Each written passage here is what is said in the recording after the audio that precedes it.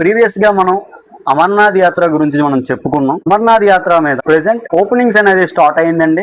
యాత్ర స్టార్టింగ్ అనేది జరిగింది. దానికి ముందు మనం అనేది అమర్నాథ్ యాత్ర గురించి సైన్యం ఒక ఆపరేషన్ చేపట్టింది. ఆపరేషన్ పేరేంటి అంటే ఆపరేషన్ శివ అని చెప్పేసి మనం ముందే చెప్పుకున్నాం. ప్రెసెంట్ అమర్నాథ్ యాత్రకు సంబంధించి ఈ సంవత్సరం ఎవరెవరు యాత్రికులు వెళ్ళాలి అనుకుంటున్నారో వారికి సంబంధించి ఆన్లైన్ అండ్ ఆఫ్లైన్ రిజిస్ట్రేషన్ అనేది స్టార్ట్ చేసింది గవర్నమెంట్. అయితే దీంట్లో ఇంపార్టెంట్ ఏముంది అనుకోవచ్చు. ఏంటి అంటే అమర్నాథ్ యాత్రకి సంబంధించి ఎగ్జామినేషన్ పాయింట్ ఆఫ్ వ్యూ లో వీటిని చూసుకోవాలి అనుకుంటే అమర్నాథ్ యాత్రని స్టార్ట్ చేసిన పర్సన్ ఎవరు, నెక్స్ట్ అది ఎన్ని మీటర్ల ఎత్తులో ఉంది అని అడగవచ్చు.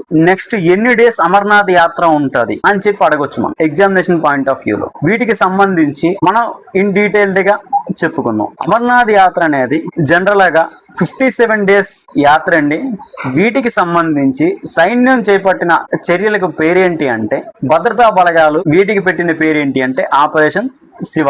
ఆల్రెడీ మనం ప్రీవియస్ గా చెప్పుకున్నాం. నెక్స్ట్ ఈ రోజుకి వచ్చేటప్పటికి న్యూస్ ఏంటి అంటే ఈ రోజు పొద్దున్న ఆ రాష్ట్ర లెఫ్టినెంట్ గవర్నర్ అయిన మనోజ్ సిన్హా గారు ఈ రోజు యాత్రను అఫీషియల్ గా స్టార్ట్ చేశారు. ఈ యాత్రకి సంబంధించి అమర్నాథ్ యాత్రలో ఎందుకండి ఇంత ఇంపార్టెన్స్ అంటే యాత్రికులు అక్కడ మంచు శివలింగాన్ని దర్శనం చేయడానికి అమర్నాథ్ యాత్ర చేస్తారు. అది ఎన్ని మీటర్ల ఎత్తులో ఉంది అమర్నాథ్ గుహలో అంటే అది కూడా మనం ఒకసారి అబ్జర్వ్ చేయాలి. అమర్నాథ్ యాత్ర గుహ ఎంత హైట్ లో ఉందని అడిగేశారు అనుకోండి, చెప్పలేం మనం.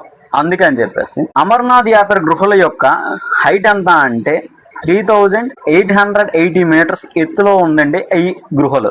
Jammu and Kashmir lieutenant governor అయిన మనోజ్ సిన్హా గారు అఫీషియల్ గా జెండా ఊపి అమర్నాథ్ యాత్ర ప్రారంభం చేశారు. నెక్స్ట్ అండి ఇది ఎక్కడ జరిగింది అంటే భాగవతీ నగర్ యాత్రా నివాస్ బేస్ క్యాంప్ నుంచి లెఫ్టినెంట్ గవర్నర్ గారు ఇది స్టార్ట్ చేశారు. అసలు గవర్నర్ కి లెఫ్టినెంట్ గవర్నర్ కి డిఫరెన్స్ ఏంటని చెప్పి రాష్ట్రాలకి సంబంధించి పరిపాలనాపరమైన బాధ్యతలన్నీ చేపట్టింది గవర్నర్ అండి. యూనియన్ టెరిటరీస్ కి సంబంధించి పరిపాలనాపరమైన బాధ్యతలను చేపట్టింది ఎవరు అంటే లెఫ్టినెంట్ గవర్నర్స్ అండి. జమ్మూ అండ్ కాశ్మీర్ అనేది ఆ రాష్ట్రానికి స్వయం ప్రతిపత్తి ఇంకా కల్పించలేదు.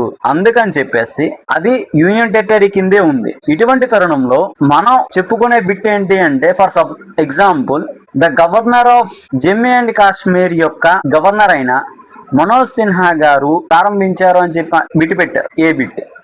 నెక్స్ట్ సెకండ్ బిట్ ఏంటి అంటే లెఫ్టినెంట్ గవర్నర్ అయిన మనోజ్ సిన్హా గారు అమర్నాథ్ యాత్రలు స్టార్ట్ చేశారు అని చెప్పని అడిగితే జనరల్ గా తెలియని వాళ్ళు ఏం చేస్తారు, ఫస్ట్ ఆప్షన్ కి టిక్ పెట్టేస్తారు. గవర్నర్ అయిన మనోజ్ సిన్హా గారు స్టార్ట్ చేశారు. తప్పండి. కారణం ఏంటి అంటే రాష్ట్రాలకి పరిపాలన చేపట్టేటప్పటికి చేసేది గవర్నర్ అండి. యూనియన్ టెరిటరీస్ కి వచ్చేటప్పటికల్లా పరిపాలన చేసేదంతా లెఫ్టినెంట్ గవర్నర్ పేరు మీదే జరుగుతుంది. కాబట్టి జమ్మూ అండ్ కాశ్మీర్ అనేది యూనియన్ టెరిటరీ. అక్కడ ఎవరు చేసినా కూడా లెఫ్టినెంట్ గవర్నర్ కిందనే పెట్టాలి.